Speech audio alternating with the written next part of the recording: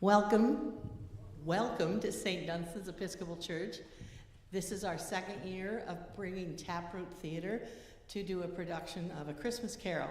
Last year, if you were here, you may remember it was an improvised Christmas Carol. Tonight, it is the scripted, that is, Dickens' words, not our Mad Lib version. Nonetheless, I think you'll all enjoy it. There are 4 performances. The performance lasts about an hour. You're invited to join us for cookies and punch and hot cocoa and coffee afterwards. Visit with the performers before they bug out for another event. I am asked to remind you that if you have one of those talkie devices, make sure you silence it. I don't think they had cell phones in Scrooge's time. They had other noises, but they didn't have that. And we're just thrilled to have you all here. So I'm going to, without further ado, I'm going to let the performers speak for themselves. Thank you.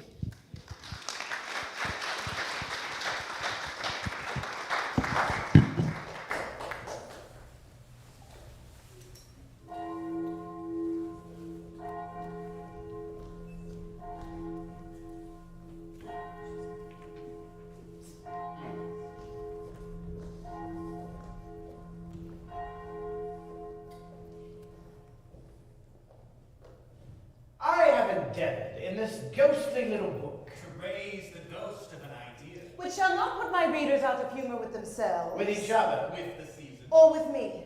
May it haunt their houses pleasantly, and no one wish to lay it. Their faithful friend and servant, Charles Dickens, December 1843. Chapter 1, Marley's Ghost. Now, Marley was dead to begin with. There was no doubt whatever about that. The register of his burial was signed by... The clergyman. The undertaker. And the chief mourner. Scrooge. Then Scrooge's name was good for anything he chose to put his hand to. Now, Marley was as dead as a doornail. Mind, I'm not particularly sure what there is dead about a doornail, but the wisdom of our ancestors is in the simile, and my unhallowed hand shall not disturb it. I'm therefore required to repeat emphatically that Marley was as dead as a doornail. Scrooge and he were partners for I don't know how many years. He never painted out old Marley's name. There it stood years afterwards above the warehouse door. Scrooge and Marley. The firm was known as Scrooge and Marley. Sometimes people new to the business called Scrooge Scrooge, and sometimes Marley. But he answered to both names. He was all the same to him. Oh, but he was a tight-fisted hand at the grindstone, Scrooge.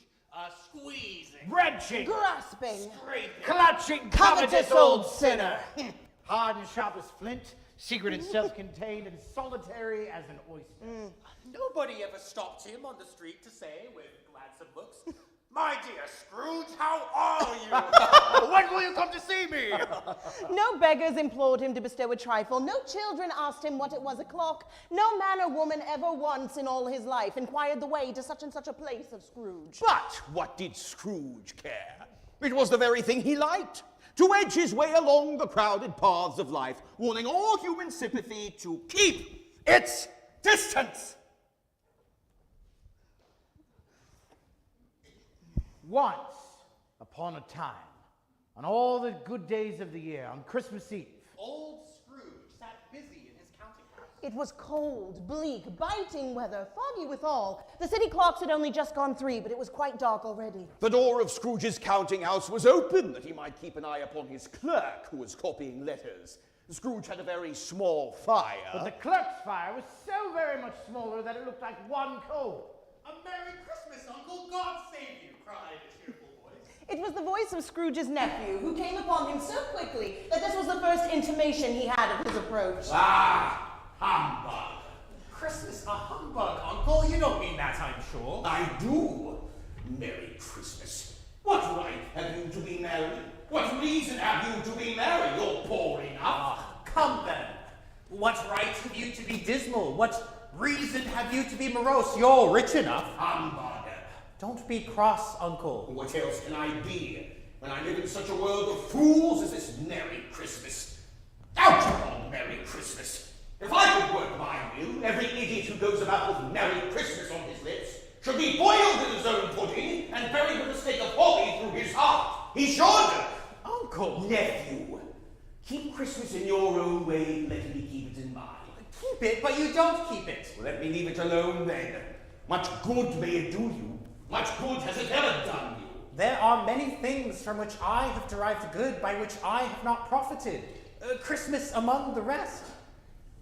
But I am sure I have always, apart from that, as a kind, forgiving, charitable, pleasant time. The only time in the long calendar of the year where men and women seem to open their shut-up hearts freely and to think of people below them as if they really were fellow passengers to the grave and not another race of creatures bound on other journeys. And therefore, Uncle, though it has never put a scrap of gold or silver in my pocket, Afternoon. I have made the trial in homage to Christmas, and I'll keep my Christmas humor to the last. And so, a Merry Christmas, Uncle. Good afternoon. And a Happy New Year! His nephew left the room without an angry word. He stopped at the outer door to bestow the greeting of the season on the clerk, who, cold as he was warmer than Scrooge. For he returned them cordially. This lunatic, in letting Scrooge's nephew out, let two other people in. They were portly gentlemen, pleasant to behold, and now stood in Scrooge's office. Scrooge and Marley, I presume? Do I have the pleasure of addressing Mr. Scrooge or Mr. Marley? Mr. Marley has been dead these 7 years. He died 7 years ago this very night. Well, at this festive time of the year, sir, it's more than usually desirable to make some slight provision for the poor and the destitute, those that suffer most at this time of year. Many thousands are in want of common comforts, hundreds of thousands are in want of common necessities. God, I know. Prison. Plenty of prisons. And the union workhouses, are they still in operation? Well, they are. I wish I could say they were not. I was afraid from what you had said at first that something had occurred to stop them in their useful course. I'm very glad to hear it. Being of the mind that they scarcely furnish enough Christian cheer of mind and body for the multitude, a few of us have endeavored to buy the poor some meat and some drink and some means of warmth. And so those who are badly off must go there. But many can't go there, and many would rather die. If they had rather die, they had better do it Oh. and decrease the surplus population. Good afternoon, gentlemen. Seeing it would be useless to pursue their point, the gentleman withdrew. Scrooge resumed his labours with an improved opinion of himself, and in a more facetious temper than was usual for him. At length, the hour of shutting up the counting house arrived. With an ill-will, Scrooge dismounted from his stool. You'll want all day tomorrow, I suppose. Oh, if quite convenient, sir. It's not convenient. It's not fair when I must pay a day's wages for no work. The clerk observed that it was only once a year. A poor excuse for picking a man's pocket every 25th of December. But I suppose you must have the full day, Be here all the earlier the next morning. The clerk promised that he would. And Scrooge walked out with a growl. Scrooge lived in chambers which had once belonged to his deceased partner. They were a gloomy suite of rooms in a lowering pile of building up a yard, where it had so little business to be that one could scarcely help fancying it must have run there when it was a young house, playing at hide and seek with other houses, and then forgotten the way out again.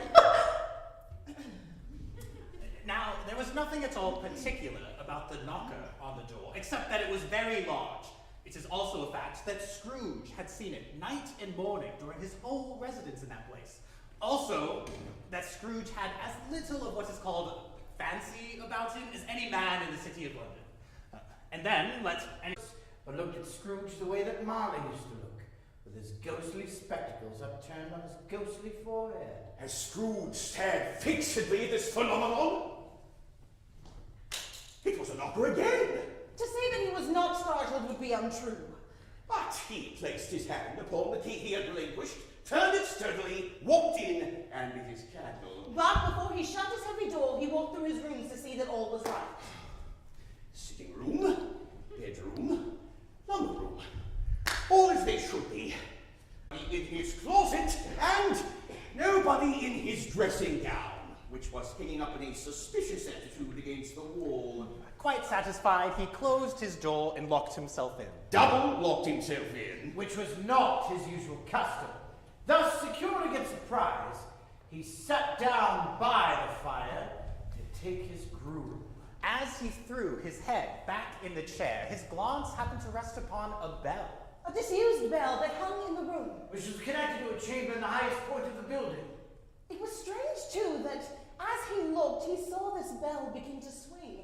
It swung softly in the outset, but soon it rang out loudly. And so did every bell in the house! This might have lasted half a minute or a minute, but it seemed a full hour. The bells ceased as they had begun together. They were succeeded by a clanking noise. Deep down below! As if some person were dragging a heavy chain over the casks in the wine merchant's cellar. The cellar doors flew open with a booming sound, and he heard the noise much louder on the floors below.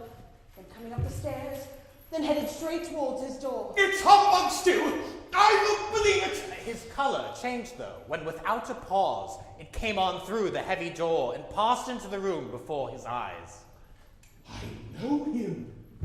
Marley's ghost! The same face, the very same. Marley, in his pigtail, usual waistcoat, and boots, drawing a chain that wound about him like a tail. It was made up of cash boxes, padlocks, ledgers, deeds, and heavy purses, wrought in steel. How now? Is Scrooge as cold and caustic as ever? What do you want with me? Much! Marley's voice, no doubt about it. Who are you? In life, I was. You don't believe in me? I don't. Why do you doubt your senses? Because a little thing affects them. Just like disorder of the stomach makes them cheat. You may be an undigested bit of beef, a pot of mustard, a crumb of cheese, a fragment of an underdone potato. There's more of gravy than of the bread about you, whatever you are. Humbug, I tell you, humbug! At this, the ghost raised a frightful cry and shook his chains with a dismal and appalling noise. Mercy! Dreadful apparition, why do you trouble me? Man of the worldly mind, do you believe in me or not? I must. But why do spirits walk the earth, and why do they come to me? It is required of every man that the spirit within him shall travel abroad amongst his fellow men, and travel far and wide. And if he does not do so in life, then he is condemned to do so after death. You are fettered. Tell me why? I wear the chain I forged in life. I made it link by link and yard by yard. I girded it on of my own free will, and of my own free will I wore it. Does its pattern seem strange to you? Or would you know the length and the weight of the strong coil you bear yourself? It was as full and as heavy and as long as this 7 Christmas Eves ago. You labored on it since. Jacob, oh Jacob, Marley, tell me more. Speak comfort to me, Jacob. I have none to give. I cannot rest. Nay, I cannot linger anywhere. Oh, captive bound and double ironed. Not to know that no space of regret can make up a one's life's opportunities misused. Yet such was I. Oh, such was I! But you were always a good man of business, Jacob. Business. Mankind was my business. The common welfare was my business. Charity, mercy, forbearance, and benevolence were all my business. The dealings of my trade were but just a drop of water in the comprehensive ocean of my business. I am here tonight to warn you that you may yet have a hope and chance of escaping my fate. Oh, you were always a good friend to me. Thank you. You will be visited by 3 spirits. Is that the Johnson that you mentioned, Jacob? It is. I think I'd rather not. Without their visits, you cannot hope to shun the path that I tread. Expect the first when the bell tolls 1. Expect the second on the next hour. The third upon the next. Look to see me no more. And look that, for your own sake, you remember what has passed between us. The apparition walked backwards through the window and floated out upon the bleak, dark night. Scrooge examined the door by which the ghost had entered. It was double locked, and he had locked it with his own hands, and the bolts were undisturbed. But stopped after the first syllable. And being much in need of repose, Went straight to bed without undressing and fell asleep upon the instant. Chapter 2, the first of the 3 spirits. When Scrooge awoke, the chimes of a neighboring church struck, so he listened for the hour. Awaking Scrooge in the middle of waiting for the bell to ring, the next bell struck. A deep, dull, melancholy. One light flashed upon the room in an instant. The bed curtains were drawn aside. And Scrooge found himself face to face with the unearthly visitor who drew them. It was a strange figure, like a child. Yet not so like a child as like an old man, viewed through some supernatural medium which gave him the appearance of having receded from the view and being diminished to a child's proportions. But the peculiar thing about it was that from the crown of its head there shone a bright jet of light which had Are you the spirit, sir, whose coming was foretold to me? I am. Who and what are you? I am the ghost of Christmas past. Long past, inquired Scrooge, observant of its dwarfish stature. No, your past. Scrooge made bold to inquire what business had brought him there. Your reclamation. Take heed, rise, walk with me. As these words were spoken, they passed through the wall. They were now in the busy thoroughfares of a city. It was made plain enough by the dressing of the shops that it was Christmas time, but it was evening and the streets were lighted up. The ghost stopped at a certain warehouse door and asked Scrooge if he knew it. Know it? I was apprenticed here. They went in, and at sight of an old man wearing a Welsh wig sitting at a high desk, Scrooge exclaimed amazedly, Why, it's old Fezziwig! Bless his heart, it's Fezziwig, alive again! These are but shadows of the things that have been. They have no consciousness of us. Old Fezziwig laid down his pen and looked at the clock which pointed at the hands of 7. Rubbing his hands together, he adjusted his capacious waistcoat, laughed all over himself, and in a comfortable, oily, rich, fat, jovial voice exclaimed, Hilly-ho, Ebenezer! Scrooge's former self, now a young man, came briskly in. Why, there's no more work today, lad. It's Christmas Eve. Clear away. Let's have some room here. It was done in a minute. Every movable was packed off, and the warehouse was as snug and warm and dry and bright a ballroom as you would desire to see upon a winter's night. In came a fiddler with a music book, who went up to the lofty desk and made an orchestra of it, tuned like 50 stomachaches. In came Mrs. Fezziwig. In came the 3 Miss Fezziwigs, beaming and lovable. In came the 6 young followers, whose hearts they broke. In came all the young men and women employed in the business. In they all came, anyhow and everyhow. Away they all went, 20 couples at once, hands hacked round and back again the other way, down the middle and up again, round and round in various stages of affectionate grouping. Old top couple always turning up in the wrong place. New top couple starting off again as soon as they got there. All top couples at lost and not a bottom one to help them. And when this had been achieved, Fezziwig clapped his hands together, stopping the dance, to say, Well done. The fiddler plunged his hot face into a pot of porter, especially provided for that purpose. There were more dancing. And there were ballpits. And more dancing. And there was cake. Oh, and a great piece of cold roast. And a great piece of cold boiled. And mince pies. And plenty of beer. The clock struck 11, and this domestic ball broke up. Mr. and Mrs. Fezziwig took their stations, and shaking hands with each person individually as he or she went out, wished him or her a Merry Christmas. During the whole of this time, Scrooge had acted like a man out of his wits. His heart and soul were in the scene, and with his former self. It was not until now that he remembered the ghost. A small matter to make these silly folks so full of gratitude. Small.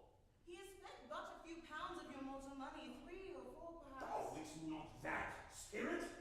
He has the power to render us happy or unhappy, to make our service light or burdensome, a pleasure or a toil.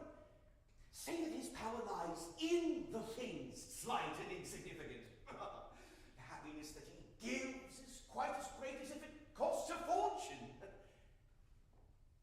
What's the matter? Nothing particular. I should like to be able to say a word or two to my clerk just now, that's all. My time grows short. Quick. This was not addressed to Scrooge, nor to anyone whom he could see, but it produced an immediate effect. For Scrooge once again saw himself. He was older now, a man in the prime of his life. His face had not been harsh in rigid lines of 80 but had begun to wear signs of care and avarice. But he was not alone. Sitting closely by his side was a fair young girl in a mourning dress. It matters little, to you very little. Another idol has displaced me, and if it can cheer and comfort you in times to come, as I would have tried to do, I have no just cause to grieve. What idol has displaced you? A golden one. This is the even-handed dealing of the world. There is nothing on which it is so hard as poverty, and there's nothing it professes to condemn with such severity as the pursuit of wealth. You fear the world too much. I have seen your nobler aspirations fall off one by one until the master passion gain engrosses you. Have I not? Happiness when we were one in heart is fraught with misery now that we are two. Tell me, if this had never been between us, would you seek me out and try to win me now? You think not? I'd gladly think otherwise if I could.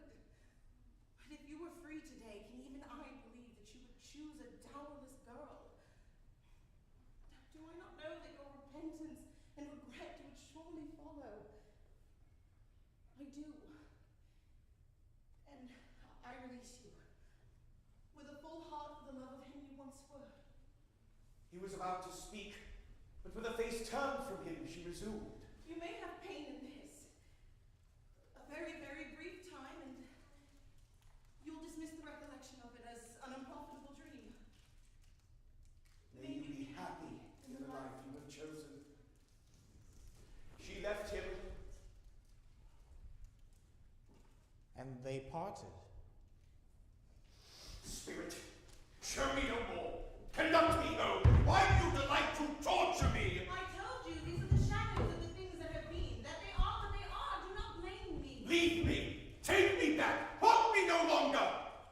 He was conscious of being exhausted and overcome by an irresistible drowsiness, and furthermore of being in his own bedroom. Before he sank Into a heavy sleep.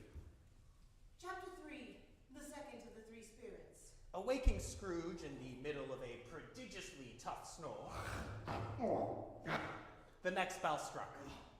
Rubbing his eyes and attempting to clear his head, Scrooge parted the curtains of his bed and peered out. But he was in his own room. And had undergone a surprising transformation. Heaped upon the floor to form some kind of throw. Turkeys, geese, game, poultry, brawn, great joints of meat, sucking pigs, long wreaths of sausages, mince pies, plum puddings, barrels of oysters, red-hot chestnuts, cherry-cheeked apples, juicy oranges, luscious pears, immense 12 cakes, and seething bowls of punch. In an easy state upon this couch, there sat a gentle giant, glorious to behold. Come out! Come out and know me better, man! Scrooge hung his head before the spirit. He was not the dogged Scrooge he had been. And although the spirit's eyes were clear and kind, he did not like to meet them. I am the ghost of Christmas present! Look upon me! Scrooge reverently did so. You've never seen the like of me before! Never. Spirit, conduct me where you will. I went forth last night on compulsion and learnt a lesson, which is working now. Tonight, if you have aught to teach me, let me profit by it. Touch my robe! Scrooge did as he was told and held it fast.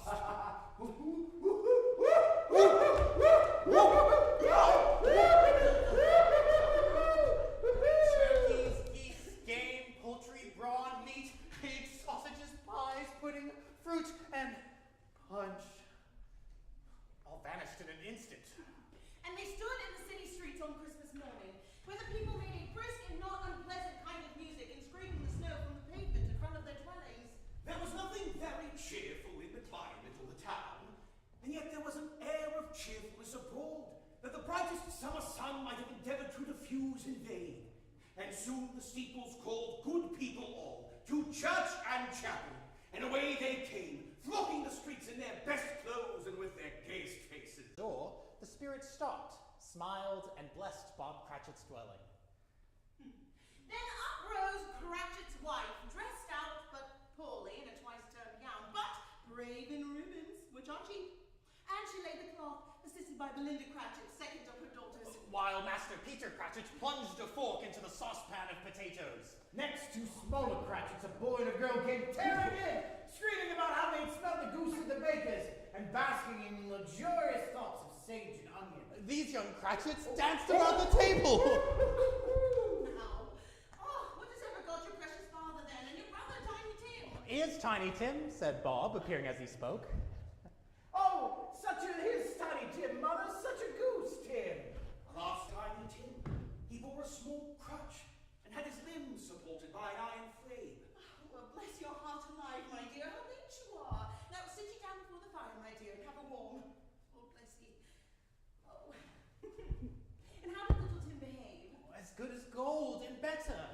He told me, coming home, that he hoped the people in the church saw him because he was a cripple, and it might be pleasant to them to remember upon Christmas Day who made lame beggars walk and blind men see. Bob's voice was might have thought a goose to be the rarest of all birds, a feathered phenomenon, to which a black swan was a matter of course. It was something very like it in that house. Bob took Tiny Tim beside him in a tiny corner of the table. The two smaller Cratchits set chairs for everyone, including themselves, and, remembering to stand guard on the post, put spoons into their mouths, lest they should treat the goose before it was their turn to be helped. Christmas to us all, my dears. God bless us. God bless us every one, said Tiny Tim, the last of all. He sat very close to his father in his tiny stool. Bob held his withered little hand in his, as if he loved the child and dreaded that he might be taken from him. Spirit, said Scrooge with an interest he had never felt before, tell me if Tiny Tim will live.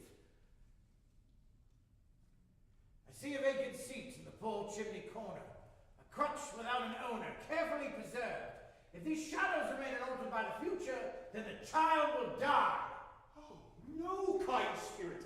Say that he will be spared. If these shadows remain unaltered by the future, then none of my race will ever find him. What then? If it be like to die, he had better do it, and decrease the surplus population. Man you be in heart, forbear that wicked cant, until you can discover what the surplus is, and where it is. Who shall decide what men shall live and what men shall die? You? It may be that in the eyes of heaven, you are more worthless and unfit to live than millions like this poor man's child! Scrooge hung his head before the ghost's rebuke, and trembling cast his eyes upon the ground. There was not a high mark in the scene before Scrooge. They were not a handsome family. They were not well dressed. Their shoes were far from being waterproof. Well, their clothes were scanty. But they were happy, grateful, pleased with one another, and content with the time. And as they faded, Scrooge had his eye upon them, and especially on Tiny Tim, unto the last. It was a great surprise to Scrooge while thus engaged to hear a hearty laugh. It was an even greater surprise to recognize it as his own nephew's, and to find himself in a bright, dry, gleaming room. He said Christmas was a humbug. As I live, he believed it too. I have no patience with him, observed Scrooge's niece. Scrooge's niece's sisters and all the other ladies expressed the same opinion. Oh, I have. I am sorry for him. I couldn't be angry with him if I tried. Who suffers by his ill whims? Himself, always. He may rail at Christmas till he dies, but he can't help thinking better of it. I defy him. If he finds me going there year after year in Christian charity and saying, Uncle Scrooge, how are you? If that only puts him in the vein to leave his poor clerk £50, that's something. After dinner, they played at forfeits, for it's good to be children sometimes, especially at Christmas, when our mighty founder was born himself. There must have been 20 or so people there, young and old, and they all played. And so did Scrooge. For, wholly forgetting, his voice could not be heard in their ears. He sometimes came out with his gift quite loud, and very often gets quite high too. The spirit was greatly pleased to find him in such a state, and that he looked upon him with such favor, that he begged like a boy to be allowed to stay until the guests departed. The spirit told him it could not be done. He and the spirit were again upon their travels. Much they saw, and far they went, and many homes they visited, but always with a happy end. They stood at sick beds, and they were cheerful. on foreign lands, and they were close at home. By struggling men, and they were patient in their greater hope. By poverty, and it was rich. In almshouse, hospital, and jail, in misery's every refuge, where vain man, in his little brief authority, had not made fast the door and barred the spirit out. He left his blessing, and taught Scrooge his precepts. It was strange, too, that while Scrooge remained unaltered in his outward form, the ghost grew older, clearly older. Our spirit's lives so short. My time on this globe is very brief. From the foldings of its robe it brought two children, wretched, abject, frightful, hideous, miserable. No! Look here, look down here, man. They were a boy and girl, yellow, meager, abject, scowling, wolfish, where graceful youth should have filled their features out. A stale and shriveled hand like that of age had pinched, twisted, and pulled them to shreds. Spirit, are they yours? They are man's, and they cling to me, appealing to their fathers. This boy is ignorance, this girl is want.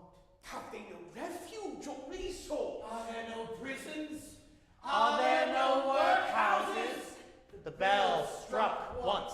Scrooge looked about him for the ghost and saw him not. As the last stroke ceased to vibrate, He remembered the prediction of old Jacob Marley, And lifting up his eyes, Beheld a solemn phantom. draped and hooded, coming like a mist along the ground toward him. Chapter 4.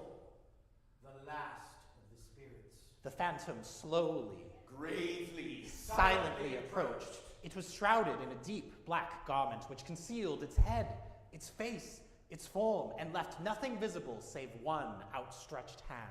Its mysterious presence filled him with a solemn dread. He knew no more, for the ghost neither spoke nor moved. I am in the presence of the ghost of Christmas yet to come.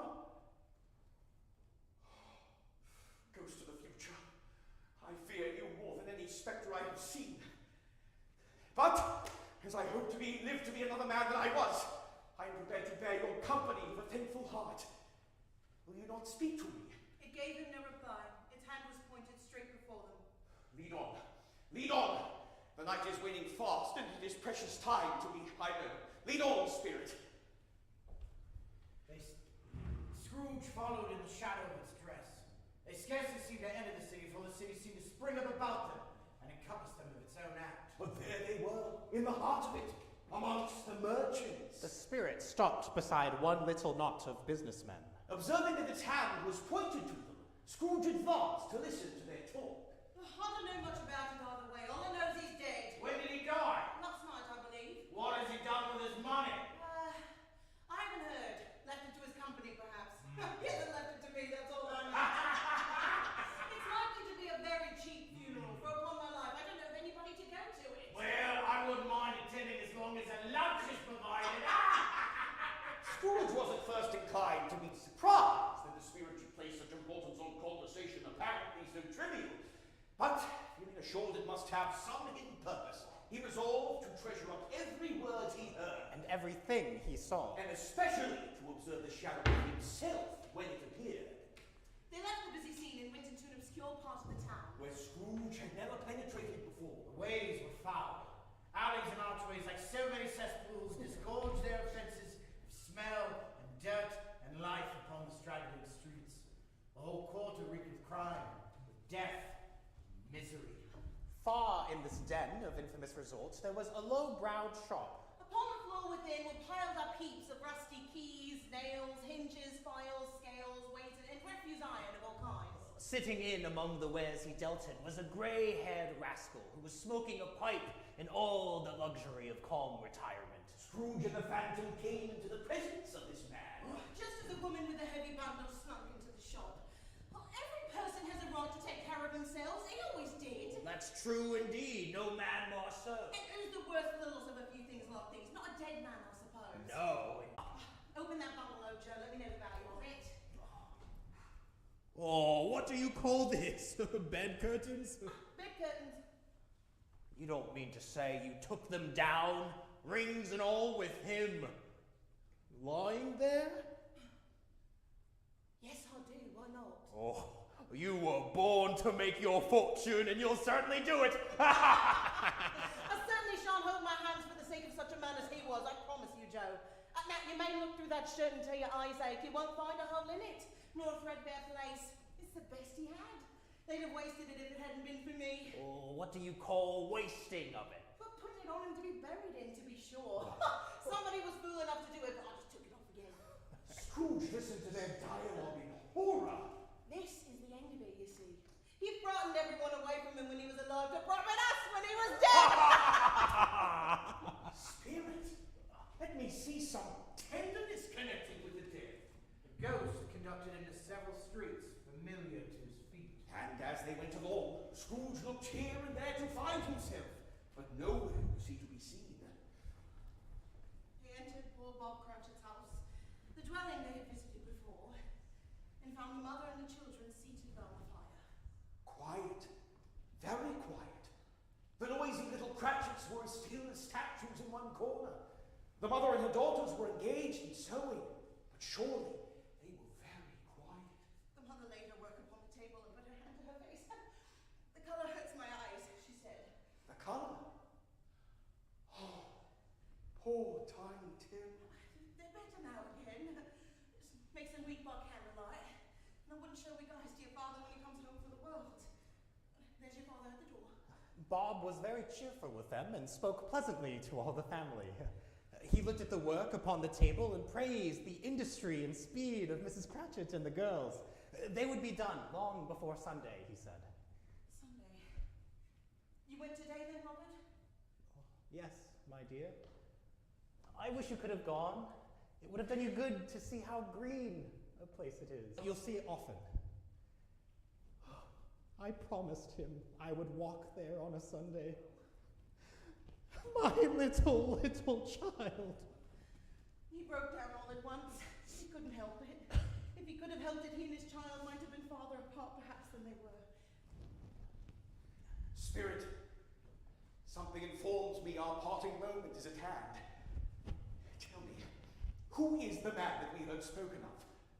The spirit of Christmas yet to come conveyed him as before. But at a different time, he thought, into the resorts of businessmen, but showed him not himself. He accompanied it until they reached an iron gate. Scrooge paused to look round before entering.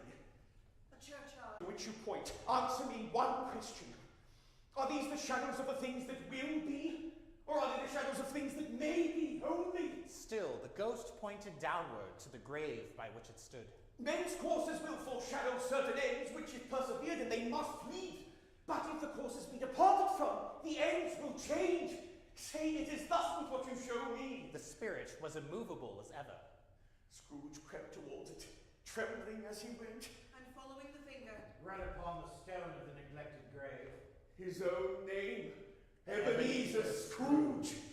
Am I the man of whom the merchant spoke, whose body lay abandoned on an uncurtained bed? The finger pointed from the grave to him and back again. No, Spirit!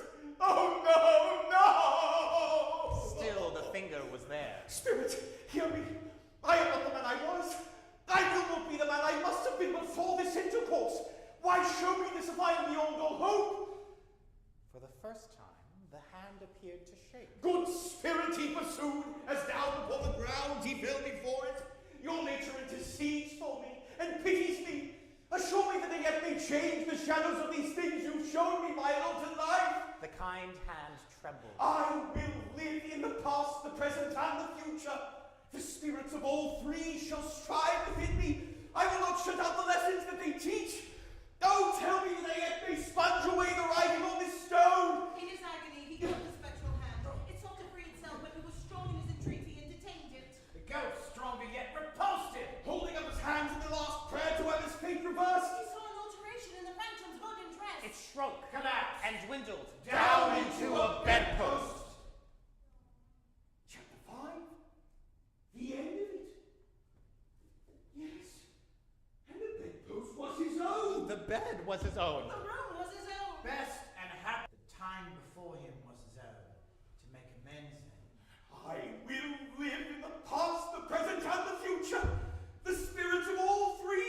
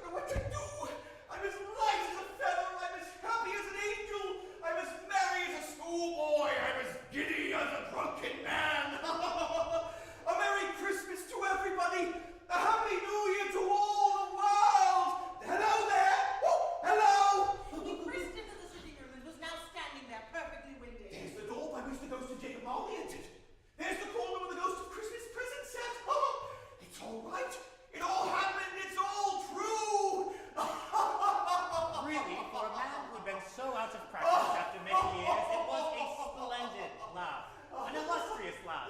The father of a long, long line of brilliant laughs. Oh, I don't know what day of the month it is. I don't know how long I've been among the spirits. I don't know anything. I'm quite a baby. Well, never mind. I don't care. I'd rather be a baby. Hello there! Whoa, hello! Running toward the window here. Oh, cold. Cold, piping for the blood to dance to. Golden sunlight, heavenly sky, sweet, fresh air. Merry church bells, oh glorious, Glorious! What's today? Cried Scrooge, calling down to a boy in his Sunday clothes. Today? What, Christmas Day? It's Christmas Day. I haven't missed it. The spirits have done it all in one night. Well, they can do anything they like. Of course they can. Of course they can. Hello, my fine fellow. Hello? Do you know the poulterers in the next street at one at the corner? Well, I should hope I did. An intelligent boy, a remarkable boy. Tell me, do you know whether they saw the prize turkey that they had hanging up there? Not the little prize turkey, mind you. The big one. The one as big as me? What a delightful boy. It's a pleasure to talk to. Yes, my boy. Well, it's hanging there now. Is it? Go and buy it. Now, I'm in earnest. Go and buy it and tell them to bring it here, that I may tell them where to take it. Oh. Come back with the man, and I'll give you a shilling. Come back with him in less than 5 minutes, and I'll give you half a crown. I'll send it to Bob Cratchit, whispered Scrooge, rubbing his hands together and splitting with a laugh. He shan't know who sends it. It's twice the size of Tiny Tim. The hand in which he wrote the address was not a steady one, but write it he did somehow, and then he went down the stairs to open the street door and ready for the coming of the poulterer's man. And as he stood there awaiting his arrival, the knocker caught his eye. I shall love it as long as I live. I scarcely ever looked at it before. What an honest expression it has in the telephone knocker.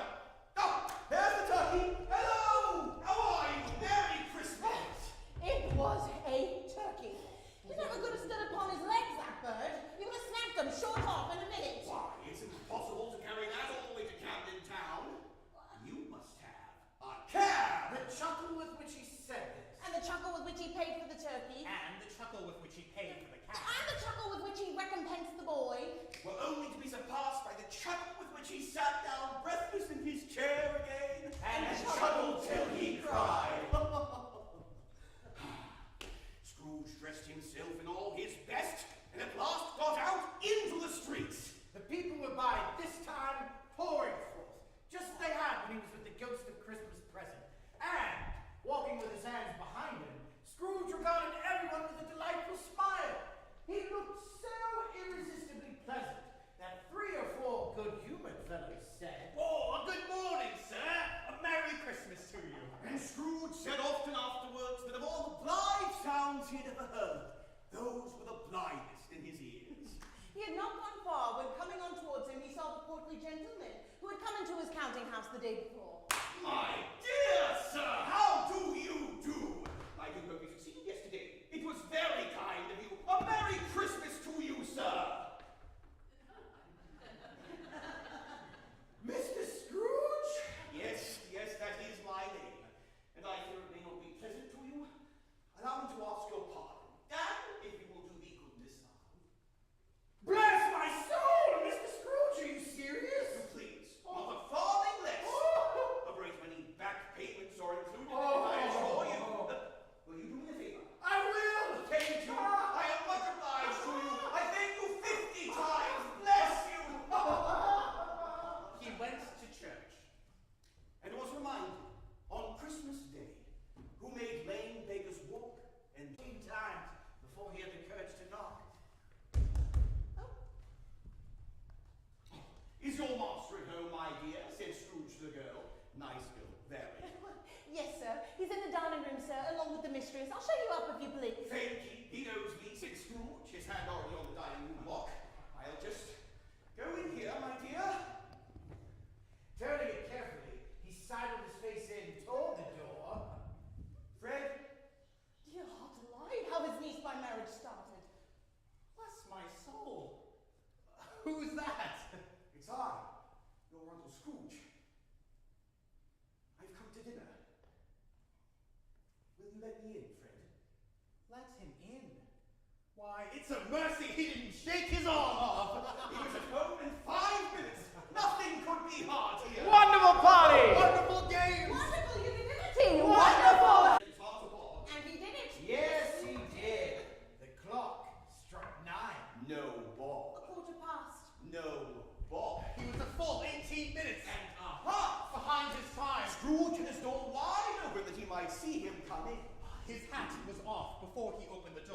was on his stool in a jiffy, driving away with his pen as if he were trying to overtake 9 o'clock. Hello? Growled Scrooge in his accustomed voice. As near as he could fade it. What do you mean by coming here at this hour of the day? I am very sorry, sir. I am behind my time. You are? Yes. Yesterday. Now let me tell you something, my friend. I am not going to stand for this sort of thing any longer. And therefore, I am about to raise your salary.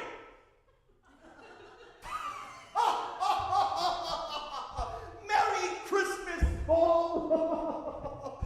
A merrier Christmas, Bob, my good fellow, than I have wished you in many a year. I'll raise your salary and endeavor to assist your struggling family. And we will discuss your affairs this very afternoon over a Christmas bowl of smoking bishop, Bob. Now, make up the fires. And you buy another coal scuttle before you dot another I, Bob Cratchit. Scrooge was better than his word. He did it all and infinitely more. And to Tiny Tim, Who did not die. he was a second father, He became as good a friend. as good a master. And as good a man as the good old city knew. Some people laughed to see the alteration in him. But he let them laugh, and little heeded them. His own heart laughed, and that was quite enough for him. And it was always said of him that he knew how to keep Christmas well, if any man alive possessed the knowledge. And may that be truly said of us, and all of us. And as Tiny Tim...